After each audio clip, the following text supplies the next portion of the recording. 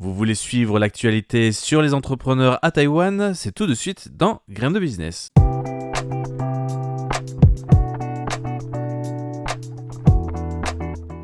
Le magazine des jeunes entreprises à Taïwan, Graines de Business.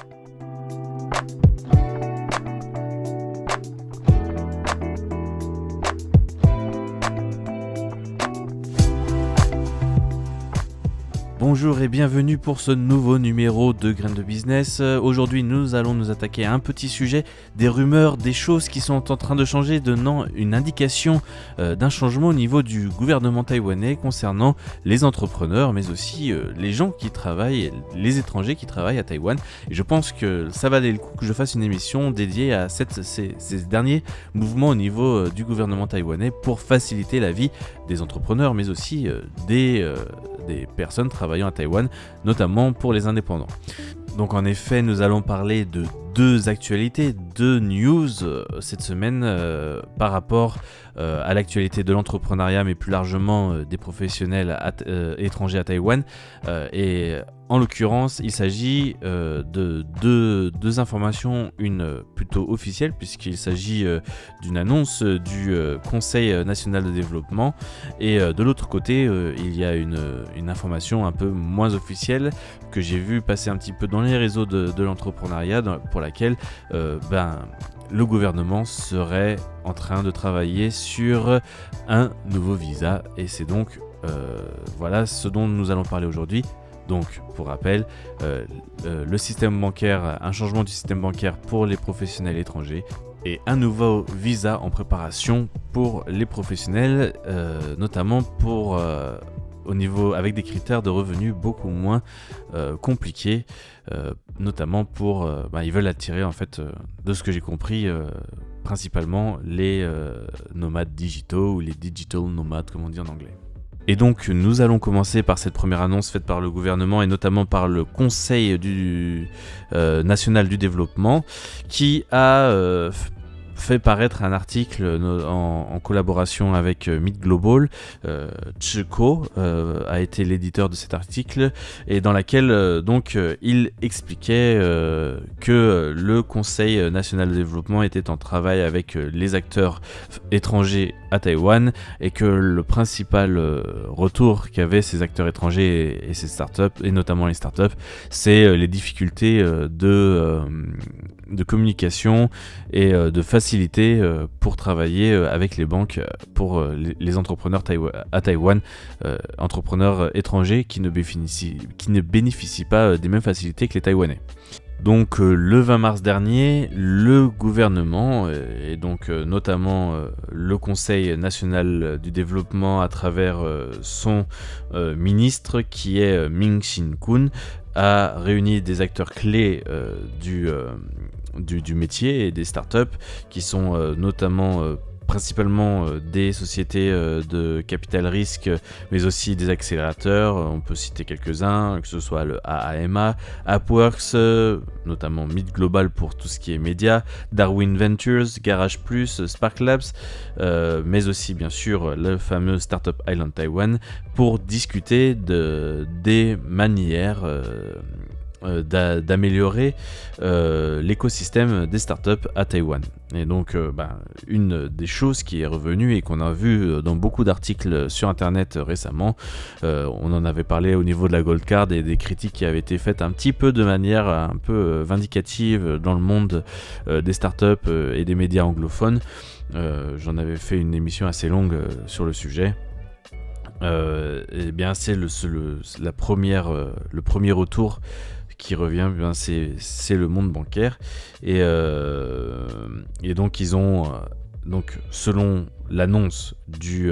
Conseil de développement national, ils ont réussi à avoir beaucoup d'opinions très importantes et précieuses pour cette organisation sur comment Taïwan pouvait améliorer l'injection de fonds à Taïwan, c'est-à-dire les transferts d'argent depuis l'étranger, c'est compliqué, sur les problèmes qu'ont les startups taïwanaises et étrangères à pouvoir se développer à l'étranger en ayant un siège à Taïwan, ou encore sur l'acceptation et l'arrivée de nouveaux talents, ou sur certaines réglementations qui sont trop complexes pour bénéficier d'une économie et d'une expansion totale à Taïwan. Donc le ministre Ming Chi-kun a annoncé plusieurs mesures suite à cette réunion ou en tout cas qui sont à travailler pour renforcer l'environnement des startups taïwanaises et attirer aussi les professionnels étrangers, les talents étrangers, entre autres venir à Taïwan pour aider les startups et les sociétés taïwanaises à avoir une meilleure communication, une meilleure relation avec les sociétés étrangères. Et donc pour aider au développement et à régler les problèmes avec le système bancaire taïwanais, le CND, on va l'appeler le CND, le Conseil national de développement, a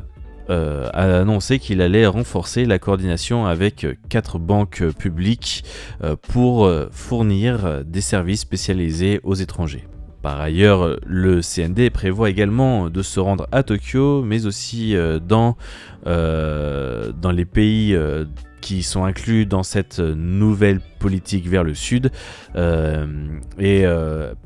pour permettre de promouvoir et de développer les relations avec ces pays. Et donc dans le détail, en ce qui concerne les problèmes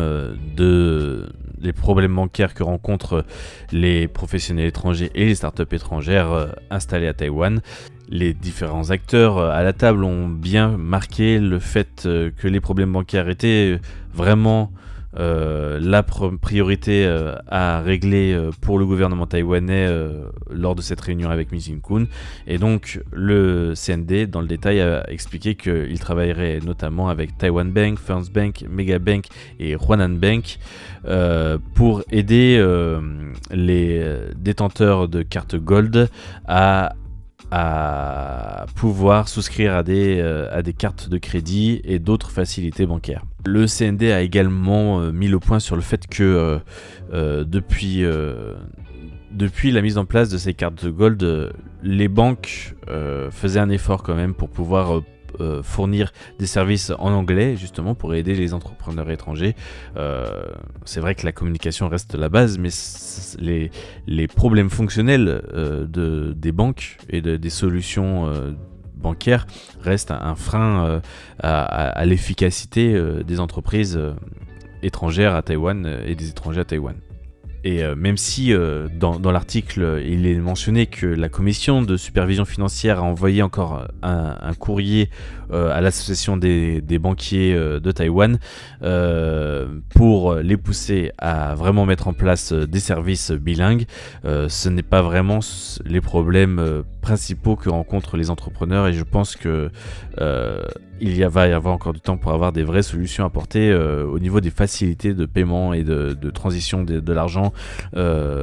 et d'une dématérialisation des actions, parce qu'il y a encore beaucoup de choses qui nécessitent la présence physique des gens lorsqu'ils doivent faire des opérations bancaires, et ce qui est un frein en fait à une efficacité de transfert de fonds et d'activité commerciale. Pour donner des chiffres de décembre 2022, il y a actuellement 827 succursales de 23 banques différentes qui ont mis en place un service bilingue au guichet, mais aussi des services en ligne bilingues. Ce qui fait que le nombre de succursales bilingues ont pratiquement quadruplé en seulement 2 ans, puisqu'il y avait seulement 172 succursales qui étaient ouvertes avec un service bilingue en décembre 2020. Voilà donc pour cette information au niveau bancaire, qui est un peu en demi-teinte, il faut le dire. On s'attendait un peu mieux de la part du CND, mais bon... laissons-les travailler, voyons voir ce qu'ils proposent vraiment en concret, d'autres que des services bilingues dans des succursales pour permettre la facilité bancaire aux résidents étrangers et notamment donc aux professionnels et aux indépendants à Taïwan. D'autre part, l'article dont je parle, qui était sur Mille Global, mentionne juste en une ligne que le ministre Min Shin-kun, donc du CND, a pour projet d'étendre le service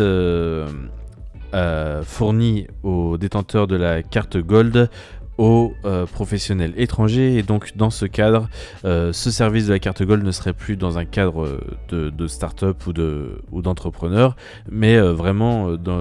avec des services plus allégés pour les professionnels indépendants, ceux qui travaillent, qui peuvent gagner de l'argent à l'étranger mais qui ne sont pas entrepreneurs, et on pense principalement à cette nouvelle catégorie qu'on appelle les nomades digitaux. Et donc il y aurait un visa qui est en train d'être travaillé au niveau notamment du gouvernement, et donc une chose devrait être annoncée dans les prochains mois pour pouvoir faciliter la venue de cette nouvelle catégorie d'étrangers à Taïwan, parce que le gouvernement taïwanais a pour projet d'augmenter le nombre d'étrangers qui travaillent à Taïwan, et donc un petit peu augmenter l'influence taïwanaise à l'étranger grâce à ce biais. Et notamment, selon les dires d'une source que je ne vais pas citer, apparemment le gouvernement cherche vraiment à développer la venue des étrangers. La personne citait notamment le fait que le gouvernement veuille attirer de nouveau les touristes avec ces subventions, ces petits coupons qui vont être donnés aux 500 000 premiers étrangers depuis une mesure qui a été prise le mois dernier. Il y a aussi d'autres mesures au niveau des professionnels. Taïwan cherche à vraiment attirer plus de monde à Taïwan, et notamment les professionnels, et dans ce cadre, il y aurait donc un visa entre le visa entrepreneur et la Gold Card qui permettrait à ces professionnels qualifiés avec leur propre et indépendants d'avoir leur visa spécifique. C'est une news à confirmer dans le futur, et je trouvais que c'était important d'en parler.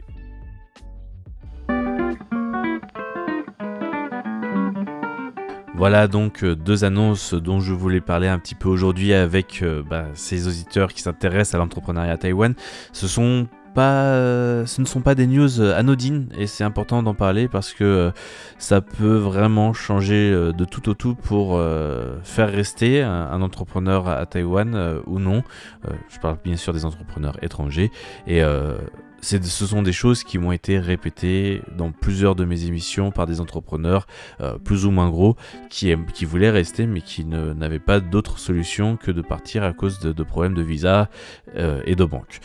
Voilà donc pour ce nouveau numéro de Grain de Business. On se retrouve la semaine prochaine pour un nouveau sujet, et je vous dis à bientôt sur Radio Taïwan International. Bonne journée à tous, c'était Valentin Floquet.